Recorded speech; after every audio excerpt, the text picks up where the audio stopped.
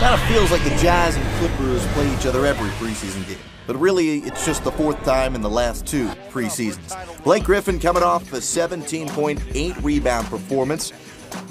He gets it going early on. The Clippers at home with no Laker banners hanging or seen anywhere. Blake gets the tip in.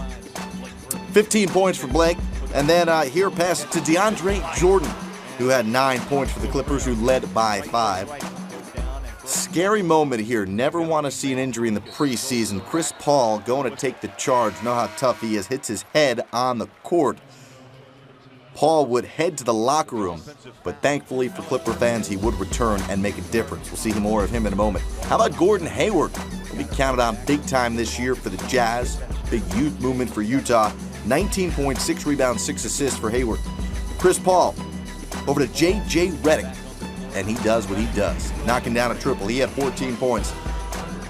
Hayward, one of those assists over to Derek Favors, who just had a monster game. Favors, 24.17 rebounds, and that's why Coach Corbin's clapping. Jazz led it by 1 at the half. Chris Paul returned, and oh, look at the handle. No point guard on Utah is going to be able to contain that. Paul, 7 points in the quarter, and then here, the league leader in steals a year ago, and a little trickeration on his way to 2 of his 14 points. 10 assists as well for CP3. Rudy Gobert, the 27th pick of the draft, just got that huge wingspan. He had 5 blocks on Wednesday. He had 2 total blocks in his entire NBA career coming in before that. And then Gobert, one of his 12 rebounds, had just 4 points here, the big-time putback.